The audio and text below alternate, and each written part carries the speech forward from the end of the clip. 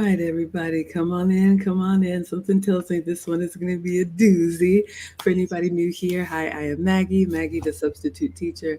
You may know me from my cooking channel. I make food and femininity content. Lucy and I are the proud founders of the Finishing School for the Modern Woman, which, if you didn't get traditional values at home, we are here to teach you elegance, etiquette, and femininity. We actually start in about a week. So registration is open. We only do this twice a year. You can go to teachablemomentswithmaggie.com. And we would love to teach you. As part of giving back, we come online with y'all twice a week and we react or share our wisdom. So Lucy sent me this video. Lucy, please introduce yourself and let us know, what are we talking about today? Hi, Maggie. Hi, y'all. I'm Lucy. I have a channel, YouTube channel, that the content is mostly for folks that want to learn how to speak Spanish. But then this year, I decided to change a lot of the content to focus more on femininity, elegance, and things that impact women over a certain age.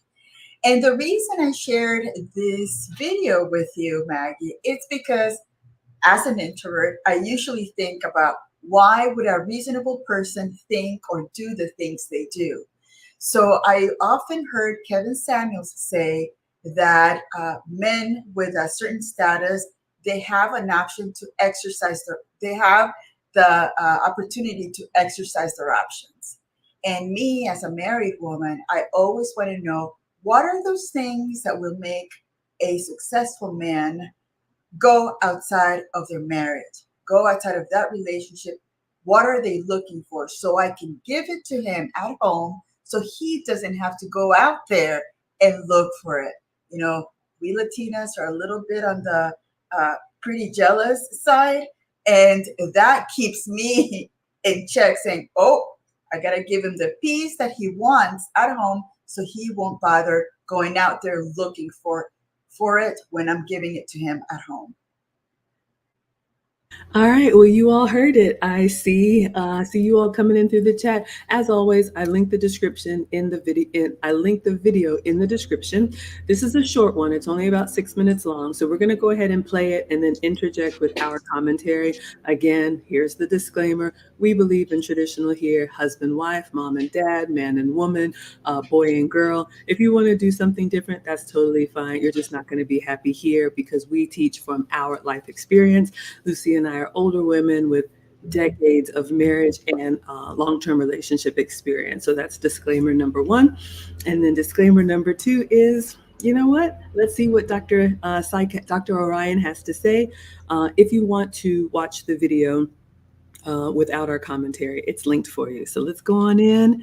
Wait, disclaimer number three is he might use some colorful language here. So if you're either at work or you have this kind of just sounding in the background, just be aware that he might use some, I don't know if it's the F-bomb, something like that. I think he uses it a lot, but he's a man, you know. He's a man and we are modest women. So there you go. All right, let me share my screen and with the sound, and let us begin. I'll mute myself. Taban, and this is PsychHacks, Better Living Through Psychology. And the topic of today's short talk is why successful men cheat. This is a fascinating question because it does seem to be a rampant phenomenon among successful men, doesn't it? We see this behavior in presidents, in movie stars, and world-class athletes, and billionaires. It just doesn't seem like a coincidence that all these men who come from all different walks of life and who attain success in so many independent domains of achievement would just happen to manifest the same behavior, especially given how socially unacceptable the behavior is. I also don't think we can just call them narcissists. I'm sure some of them are. However, in this case, it would kind of be affirming the consequent. So maybe there's something else in play here. And before I get into what that might be, please remember to like this video and subscribe to this channel. It takes less than a second, costs you nothing, and it's an easy way to get a hit of dopamine. So do the thing. On the surface, The cheating behavior of successful men is entirely irrational. And why is that? Because in such cases, the risk-reward profile is insanely high. A man might lose his fortune, his career, his reputation, his family, and his social opportunities for a sexual escapade. I mean, that's about as big a risk as a man can take for potentially not a great deal of pleasure. So it doesn't make rational sense that successful men would risk it all just to have an adventure. And these guys didn't arrive at the apex of their respective domains by being irrational. My general rule of thumb is that most people are mostly rational. So if a behavior looks irrational from the outside, that's usually due to the interpretive frame through which we're viewing it. Assuming a person is actually behaving rationally can allow us to learn a lot about how the behavior potentially makes sense. All right, I just want to stop here. We're going to unpack this. Not my favorite topic, but I do have some thoughts on this that I want to share, and then we'll play the rest of it. But this is Dr. Orion Taban. His channel is PsychHacks. He is an actual psychologist. I am not. We are not. We just talk from our own lived experience. But he has been counseling men for a long, long time, thousands of men, and he's seen it all. And so now he's brought some of his lessons learned to YouTube.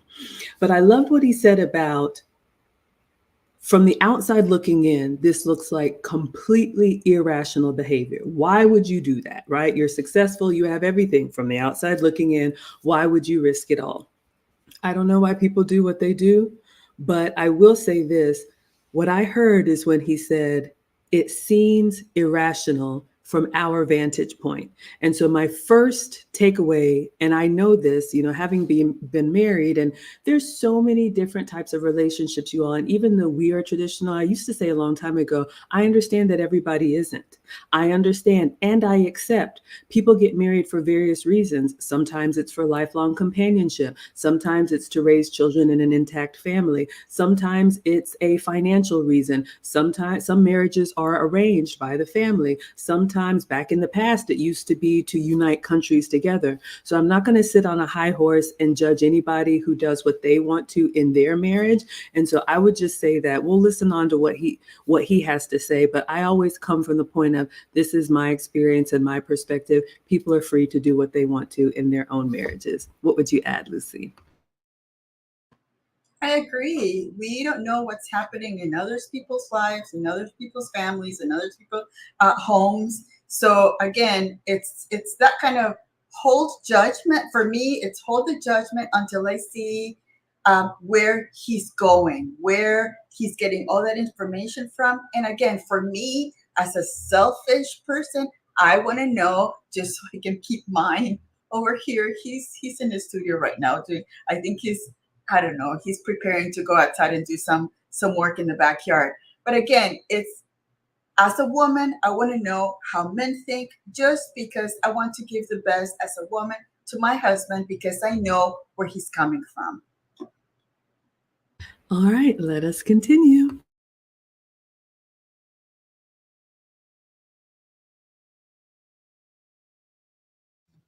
And the same is true here. Cheating in successful men becomes rational if we flip our understanding. It's not that these men threw away their success for the sake of an affair. It's that these men spent their lives becoming successful in order to have the affair to begin with. We can argue that the whole point of their success, of being the best in the world in business and politics and athletics, conscious or not, was to secure easier access to more and more desirable women. That's why they work so hard, whether they were aware of it or not. A man would invent an 8th day of the week if it meant he could get easier access to more and more desirable women. Now, sometimes this is conscious, like in the movie Scarface. First you get the money, then you get the power, then you get the women. We think it's gauche to say it out loud, but we all kind of know that it's true. At the very least, we can all agree that it's never the other way around. Like first you get the women, and then you get the power, and then you get the money. That statement makes no sense, right? However, in most cases, this objective is unconscious. Couple this with the fact that men don't really even begin to have good optionality until they're in their 30s and 40s, by which point most of them have already gotten married, and you have a recipe for infidelity. All right, so I see you all in the chat. I want to unpack this one as well too. And I've shared with you all my perspective as a boy mom has changed my life completely. And you've often heard me talk about how men need that time to develop themselves. And I love what Dr. Orion is saying. Put the cheating aspect to the side. People are going to do what they're going to do. But as women, we are born with the value that we have that is valuable to men. All right. The way that we look, the way that we keep ourselves up, the way we, bring them peace, all of the things. There's some things that we can tweak, but really for the men that we want, our beauty is currency to them. On the other hand, a man, he could be the most handsomest man in the world, the tallest man in the world. If he cannot provide, protect, if he can't offer anything to a woman, it's not going to last. She's going to tire of that. So men have understood that they have to get themselves together to present themselves to the woman of their dreams. We just show up to the man of our dreams. So it's very different. Compound that with, if you look at the title, he says, why do successful men cheat? Now, unless you're with a trust fund kid, someone who maybe is royalty, inherited their wealth, they didn't really have to do anything to arrive at where they are. Most of the men that we know, I'll speak from my experience, my man, he has $1 million portfolio, but comes from a very blue collar family. So he literally got it out of the mud himself. Now, that being said, you all know my story, someone from childhood. I was ready very young, and he was like, no, I need to live my life. His words, he was frat boy supreme. A lot of men are not able to do both, meaning they're not able to sow their wild oats and have fun, as well as be disciplined enough to achieve the life that they want. A lot of men in their 20s and their building years are having to choose. And ladies, you can argue me down if you want to, but how many men have you said are square, are nerdy, or any of those things? So men get that feedback and they're like, okay, I'm not good enough, fine.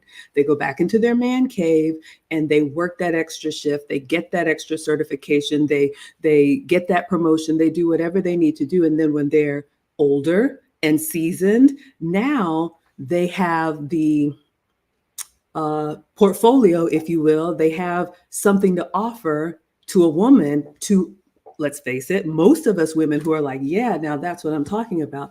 But we don't realize the price that they paid to get to that point. So I'm not saying you have to agree with him. All I'm saying is that oftentimes we women, the clock starts when we meet the man.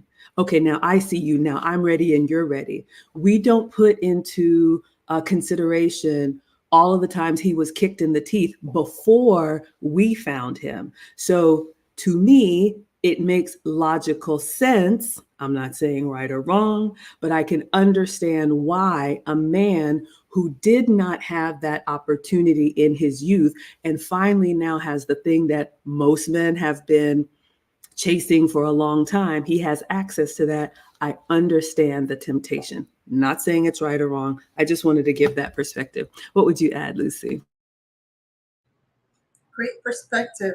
And also, I think that sometimes when we're younger as women, we want to have a man that is our same age. But remember, men at our same age are still learning emotionally, financially, psychologically, spiritually. So again, we are, for me, my preference would be a younger woman with an older man, because I would say that man has been there, done that. So all of his bachelor partying and all that stuff, he's already done it. So he's not going to be more prone to temptation, to just wanting to learn what it is to have side piece when you have your wife over here with your kids. So again, I think and it's also biological. For me, I can understand that testosterone level in men. It's something that I could never understand, and it's that has been for centuries since we've been here. I think about the TV Game of Thrones, the strongest men. They're the ones that always get the damsel, the prettiest, the strongest. So again, I think it's biological, and it's also, it's important, at least for me as a wife, understand that men are just so different and they see things so differently. And cheating, from what I hear, cheating for them is not the love thing, because I think that you've seen like mafia movies where the guy has the wife, and he says, I love my wife, but he also has his side on the side. For whatever reason, it's something completely different. So again, I know for women, the emotion and all that stuff comes, I could never take a man that cheats on me. But I think that taking a step back, it's important to see of why they do it and the reasons they do, so we can work with that and learn how to best make our home the home that he's not going to want to leave.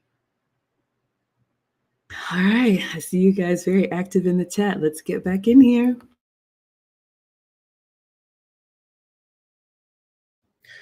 The desire coupled with the optionality just makes for a temptation larger than many men can bear. It's like the ring of power. Even wholesome little Frodo gets corrupted in the end. What you need to consider is that these powerful, successful men have actually deferred their gratification for quite some time, sometimes decades, in the service of their ambitions and excellence, which is itself in the service of better access to potential mates. Socially expecting a person to then forego the sought after reward when it's finally offered after years of deferment is probably unreasonable. Should these men never have gotten married in the first place? Potentially, but people are complicated, and the reality is that sexual exclusivity is just one aspect of most marriages, and it's generally not the primary reason. That is, people don't get married to be sexually exclusive. You can do that without getting married. They typically get married to have children and start a family in a protected way. Throwing the baby out with the bathwater isn't always the best idea. And of course, if we think this might be true, we should probably not be pressuring men to get married, which absolutely continues to happen. Leo DiCaprio gets a lot of flack for staying single and dating beautiful women in his late 40s. However, if he had gotten married, he would have gotten even more flack if he cheated on his wife or divorced her for a younger woman. All right. I want to unpack this one too. I love that he brought up Leo DiCaprio, and I'd love to hear what you all say in the chat. And I'll share my opinion when Dr. Orion is done. But do you think it's better for a man who knows he likes variety to stay single and exercise all of his options over there with the women that are consenting and agree? Or if we're honest with ourselves, ladies, do we try to pressure a man who doesn't want to be a one-woman man? Doesn't make him a bad person, especially if he's honest about it. Do we try to pressure him and say, oh, when he gets a load of me, he hasn't seen anything yet? Do we try and wrangle someone down who hasn't arrived at that place on their own? I will just say this. I think instead of trying to change anybody, we should exclusively date the men that are marriage ready, the men that are marriage minded, the men that are looking for one woman to have a lifelong relationship with. And relationships are different. Kevin Samuel said a relationship between a man and a woman, no one else has to understand it. I love the other thing that he said about the superpower. Ladies, you can shout me down whether you're younger or older, but if you were one of those pretty girls when you were in your 20s and you had all the attention, or now in the social media age, you had all the people in your DMs, how hard was it for you to say, no, I'm not going to respond to that. I'm just going to save myself for my future husband. Maybe, but more often than not, ladies, if the shoe is on the other foot, when you have all of the opportunity, you have to tell me, how did you handle that? How did you spend your youth? Did you marry young and get out of the dating game? Or did you prolong it as long as you can? And now you want to make sure that man, now that you're ready, is going to do the thing that you didn't do. I'll just leave it as an open-ended question. What would you add, Lucy? Yeah, it isn't fair to expect a man that's not ready to get married to ask him to do so. Again, and that's also one of those things that I have seen some women have relationships with men, getting themselves pregnant, thinking that that baby is going to keep them there. It's going to create a whole lot of more mess, because again, now that you've betrayed the man, thinking that maybe you've told him that you're okay, that you're not going to have babies, and all of a sudden you get yourself pregnant to keep him. Now that's going to create resentment, and it's going to create a man that's going to marry you out of just compromise, and not because he wants to marry you. Again, once a man is ready to marry you, he will do it in a heartbeat. You're not going to ask. There's not going to be a need to ask him, or is he planning to? You will know with the actions that he takes and the things that he says. If a man is not ready to marry you, he's not going to marry you. And then we see those young men that maybe they weren't ready to marry, but they still did it. And then unfortunately, the cheating and all that stuff happens because he in the end was not ready to commit when he was that young. All right, let's continue. Thank you for all the perspective in the chat, everyone. Let me mute.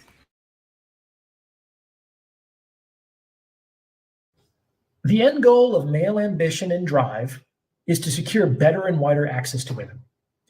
It is what it is. And this, of course, is really only possible because the outcomes of male ambition and drive, namely success and status, happen to be the general preferences of women. So it's a two-way street. This is basically an evolutionary argument which suggests that these roots are very deep. And that's why the higher up the social hierarchy you go, the more you will see this kind of behavior, no matter what hierarchy you look at. On some level, it's the point the hierarchies exist in the first place. And if we can leave aside any moral judgments we might have, we should therefore expect to see this behavior in successful and powerful men in all walks of life and every domain of excellence, which is, of course, what we do, in fact, see. So let's not be so shocked when it happens. What do you think? All right, so let me start by saying thank you so much to Chadwick Reason Frazier. We appreciate you. He says, my wife and I are 18 years in. She took a shot on that nerdy IT guy that most women say no to when they are young, not knowing that 10 years later, we say no to them. First of all, thank you so much for the super chat. Incredibly generous. Thank you for the $20. And I want to unpack this a little bit, and then we'll let Lucy close us out. Here's the thing, ladies. If you think that we are in charge of when we get married, then you can buy the ring and you can propose. It's not going to happen that way. And I've shared my story. I come from a small town where it wasn't uncommon for people to get married after high school, in their late teens, early 20s, and, be together forever and ever. That's what I wanted. And I shared the man that I wanted did not want the same. So went home to cry on my pillow, and I ended up marrying my college boyfriend, married for 10 years, had 2 children. Life brought us back together. My point is that after he had lived his life on his own terms, in his own way, everything that I wanted, the decisiveness, the dedication, the devotion, the strength, the courage, all of the things. And of course, financially, he does very well. But all of that was there when he got ready to say, okay, I've achieved these goals. Now I'm ready for a love relationship. So, my takeaway in this video, number one, all relationships are different. I think we can fixate on that, but I understand men may like a lot more variety than women do. So it's up to us women to say, is that the man for me or not? And I would just advise that we need to have conversations in the dating process, especially before you get married. What does a happy love life look like to you? What do you expect? Do you feel like you've had enough experiences and you're ready for the responsibility of marriage? And if it's a no, then we leave them where they are.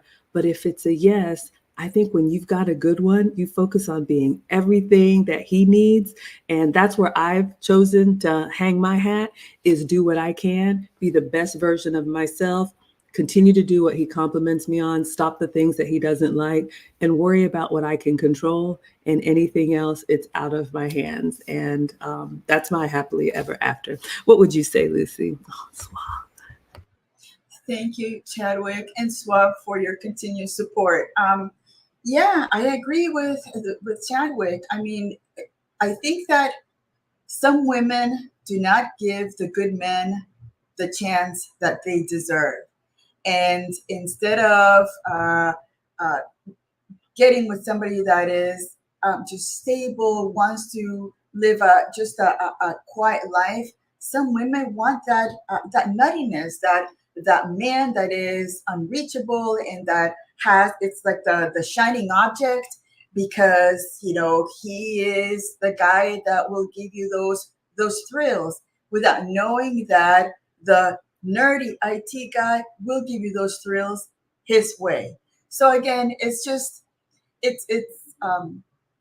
looking at the dating factor that you talked about, Maggie, that it's so important when you're dating, asking those questions, asking about your date's relationship with his dad. What was the dad?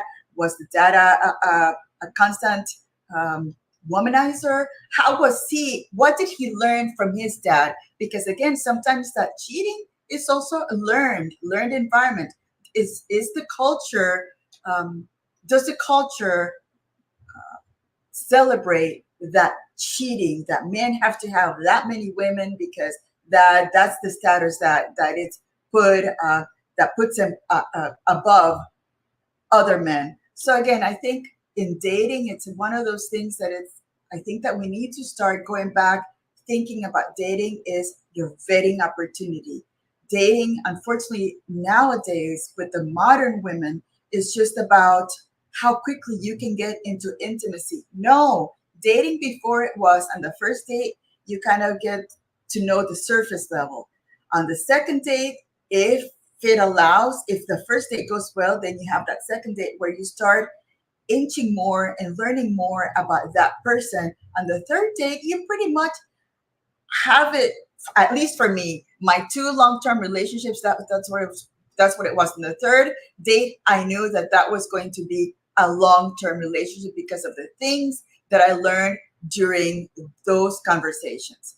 So again, cheating is it's a interesting thing.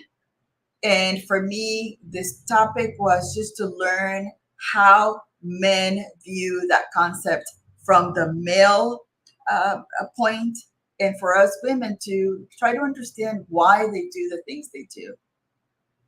Yeah, let's see what you guys are saying in the chat, and then we will close it out. Thank you all so much for the feedback. Jürgen says, I think it's wrong to use stars as an example because they live in a different world. Now, I agree with you. I just throw the names out there because usually it's somebody that we all recognize, not aspire to be, but recognize. But I was thinking, even George Clooney, he was a forever bachelor, right? People thought he would never get married, and now him and his wife, and he's over 50, but he's living his life and doing his thing. I think for us, like Kevin Samuels used to say, ladies, we only need one. And it's not going to be the one that, okay, now I like you, I want to look into your googly eyes forever. That's not it. Again, like I said in a previous stream, when a man marries, we are a dependent. I'll just say the word, right? We are a dependent on them. So we need to make sure we're worthy of it. Like Lucy said, we need to be an asset, but we are asking for his name, his ring, his covering, his protection, his network, his resources, all of that. So we are asking to be a lifelong receiver of what this man has worked for. And so I understand why some men don't do it at all. Unfortunately, I understand why some men do it unwillingly. Ladies, I would not recommend that. But I would also say I have learned that men compartmentalize and they categorize us women. And like Lucy talked about in the Mafia movie, men have their first lady, their wife, and then sometimes they have whatever, my man may say extracurriculars. Extracurriculars, I think it's a conversation and an understanding between the husband and wife that, for me is none of my business personally. If I let my mind go there, I would find myself going down a rabbit hole. Killa says there are important lessons. A lot of us women, though, remain stuck in that la-la dreamland that there's that soulmate and knight in shining armor that will die on a sword for us. I believe in love. But I think the mistake that a lot of women make, you can have a soulmate. And I think a man would lay down his life for his family on his time, on his terms, when we have earned it. I think the mistake is that a lot of women are dating now, expecting the type of treatment that a man reserves for a woman that he's been with 10 years, 20 years, 30 years. Let's not talk about the celebrities. Think of any man that you work with or in your family, and he's been with a woman that he admires and respects for a long time. Look at the way he talks about her. Look at how he comes to defend her honor. Look at how he cares for her and protects her, because she has shown herself worthy over time. I think a lot of women kind of, shout out to our nerdy IT guys. Oh, you're not that hero for me yet. We cut off men at the knees because we don't think of the potential. And then we get to our older age, and because we haven't put in the time, now there's nobody around. And a man is not going to take a chance on us because we spent our youth doing whatever we wanted to do. So I thought this was a fascinating video. I was a little nervous to review this one, Lucy, but was it helpful for you? Did we cover what you wanted to cover? I think so. Yeah, it's one of those tricky topics that could just polarize people. But again, if you look at this as, okay, I'm looking at the information. Yeah, he has some good points. No, I don't agree. But that's the beauty about having different opinions. We can't always have the same view and agree on everything, because then that would make us robots. Again, I love to hear all of these different perspectives about everything. And you know me, Maggie, I just love to learn about just different things. And I thought that this was, even though it was a challenging topic, he presented it in a way that comes from a psychologist's side and from a male perspective. Absolutely. So with that being said, if I could give any advice, ladies, I would just say date with intention, understand yourself, understand what your the type of wife you want to be, the type of marriage you want to have. Ask those questions. You can avoid what other people do in their Disney or Hollywood circles if you and your husband are in alignment. I know Rebecca says also this is a difficult topic. I don't think it has to be. Of course, unfortunate things happen, but maybe it's just the optimist in me. I tend to focus on the positive, and my mind, I don't allow my mind to take me down that road, because I could miss the forest for the trees, and I don't want to do that. I take it one day at a time. I know my man has a past, and most men do, but when they're ready, they're ready. And that's where I've hitched my wagon. All right. So I'll go ahead. I like that you say, I know my man has a past, because mine has one. And one of the things that we do is that we keep asking, so how was it when it was? If you don't want to know, just leave it alone. The reason he hasn't shared it is because he probably has a fun, crazy past that actually for me, I don't want to know because, I can't go back in time and try to fix it or do anything. That's a life he lived. Now he is living the life I'm giving him. And that is a beautiful life that we're living together. And I think that that's us women in a way, as the happy wife said, we worry too much. We think about all these things. Leave it alone. If the man that you're with is happy being just with you, that's all that matters. Give him the life that he wants, and he will give you the life that you want and more.